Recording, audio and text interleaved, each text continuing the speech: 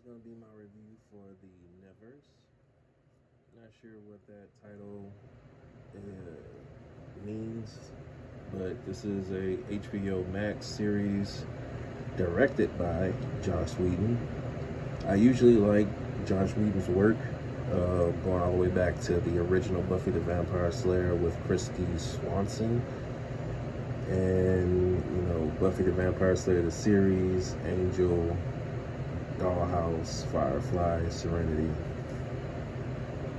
Avengers. Wasn't too happy with Justice League, but that felt like a last minute rushed project. And it, on paper it was, because they switched directors, halfway through the filming of it. So it's understandable. It wasn't really his work to begin with. So, but the Nevers, of course, it's being Joss Whedon. It has a strong female lead, several in fact.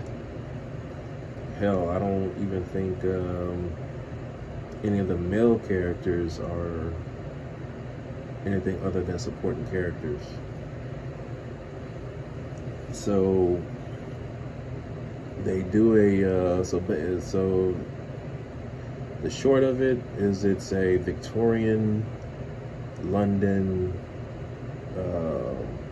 action drama series or fantasy series, steampunk, powers. It's basically steampunk X-Men. It's basically what it is.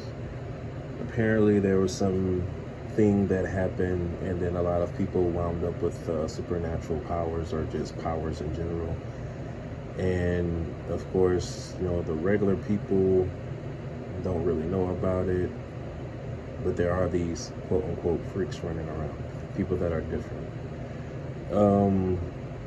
And they're trying to, do the X-Men thing of, gathering all these extraordinary people together to teach them how to, control their powers and live peacefully in society. You get that right off the bat from the opening. This chick who's like Professor Xavier going to this, little girl's house at the beckon of the little girl's guardians to say, hey, my little girl is, talking crazy. She must be possessed by the devil. And the lady's, she's not possessed by the devil. She's just special. She's touched. And that's what, the special people in this series is called the Touched.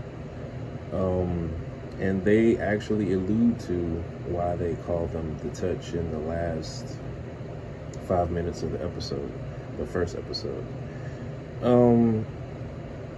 I usually like Joss Whedon's work. This one left me kind of like, meh, maybe I'm burnt out with supernatural stuff.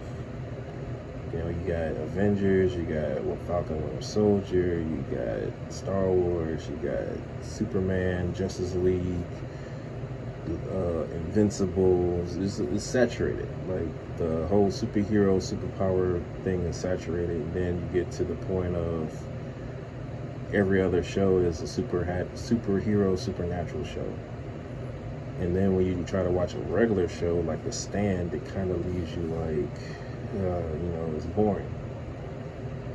But then again, in my defense, I've been dealing with a lot of stuff, and I'm more likely just distracted. I couldn't really just sit down and enjoy it the way I would normally enjoy it. But still, it's Joss Whedon, so of course it's well shot. Looks beautiful. There's nudity in it. There's blood in it. There's some, if you're concerned for children, you might want to, it's only maybe two scenes you probably have to cover their eyes if you're really, that concerned. But there's nothing like over the top or grandiose it's nothing Game of Thrones going on. Like, they're not going full in. It's more like still proper, still Victorian London. So, the passion is very chaste. And that's probably part of the, the draw of it. It's the chase passion, the fighting against our darker impulses. that we eventually give into, type of thing. Um, yeah, I mean, is it worth the HBO subscription? No, not by itself. Is not, definitely not. Is it a good addition to your HBO subscription? It really depends. Well, being that there's not much on the HBO Max right now, I mean, anything is better than nothing. I mean, the reason I personally have HBO Max is because, you know, they get the movies, you know, that are in theaters. So you got Godzilla vs. Kong, you got the Mortal Kombat coming out next week or in a couple weeks.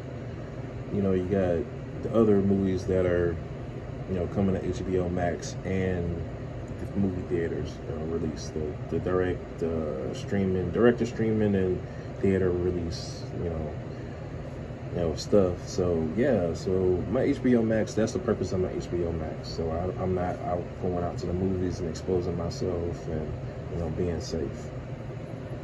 If it was just HBO Max to where they just had Lovecraft Country, Westworld, this show, maybe some old movies that I may or may not watch again, no, I wouldn't spend the money.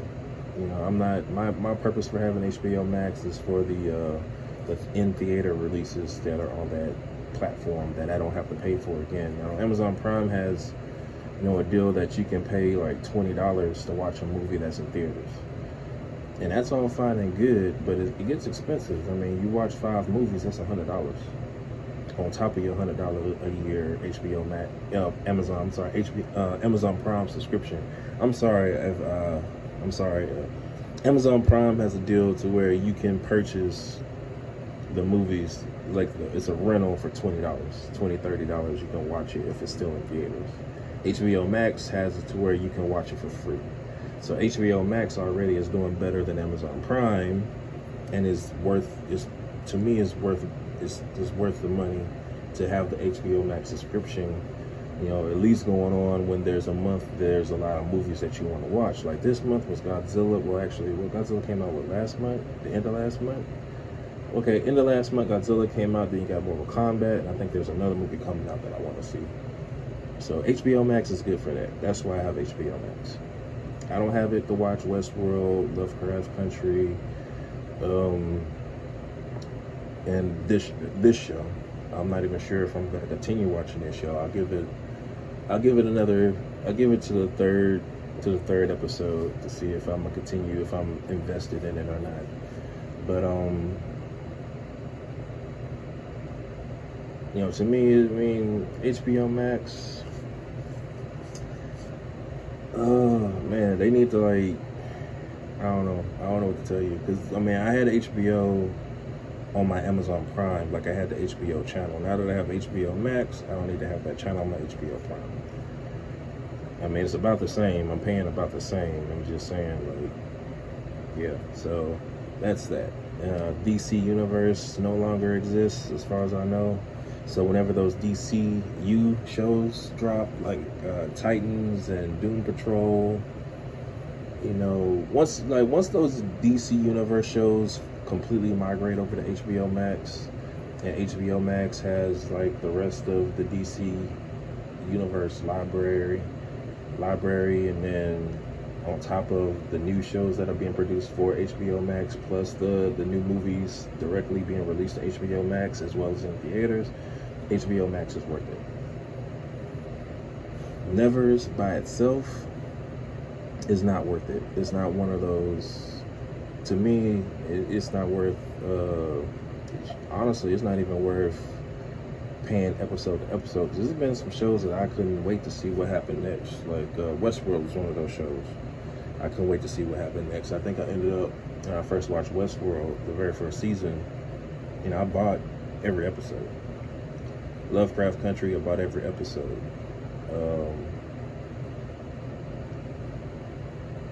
There's another HBO show that I bought every episode, but I'm sorry, that wasn't an HBO show. I'm thinking about American Gods, like the first 2 seasons, or the first season. The second season was kind of meh. But this show was like, this show I could probably wait till it's completely aired, and then I just watch everything back to back to back, like I did with Raised by Wolves. Raised by Wolves was like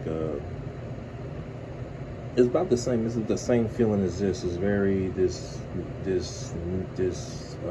future world with androids and his Raised by Wolves. I thought it'd be good, because my boy was in it from Vikings. He did the good job. It's just the story didn't draw me in, and I don't know what it is about these stories lately. These very man is God stories, or God is a alien or God is a robot stories. But that's coming from the Ripley dude that did Alien Covenant, the Cedar extraterrestrial Cedar theorists out there. And then but again, all these shows do make you think. They do make you question, like, maybe it did go down like that, or that'd be interesting. Even this show has elements in it that makes you like think, like, oh, okay. Because I remember, a couple of years back, people were talking about there's going to be a solar flare, and it was going to activate our DNA, and some people would get special powers and be. The reason that all these superhero shows was coming out is because people were going to start developing, special powers. I mean, it was don't look at me. It was a conspiracy theory. Going along with chemtrails and solar flares, chemtrails, and just activating your chakra. It was really kind of crazy stuff or interesting stuff, depending on what side of the fence you're on. I have an open mind, so I take every bit of information in and I sift through it, and whatever works for me, works for me. But this show, I can wait. This show, if I didn't have a subscription, I wouldn't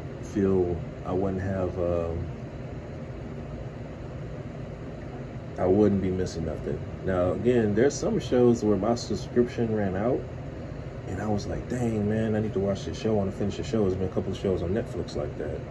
There's been a couple of shows on Amazon Prime that's like that. Even Disney Plus. Like, if I didn't have my Disney Plus membership and Mandalorian had dropped, I'd be upset. Like, I'd be sore. I felt like that with WandaVision. I felt like that. I don't really feel like that with Falcon and Winter Soldier. But then again, my subscription is paid for the year, so I'm not gonna miss any of my Disney Plus for this year until December. But other than that, I mean, the Nevers, I can't, like I said, I don't do ratings. I leave that to the professionals. I mean, to me, it was like, it was okay. It wasn't nothing, super duper exciting. I didn't even know it was coming out until it just popped up on my, I got an email about it, so I decided to watch it because I'm literally out of stuff to watch. And yeah, I mean, Nevers, give it a try. Don't blame me if you don't like it, because I didn't really like it that much.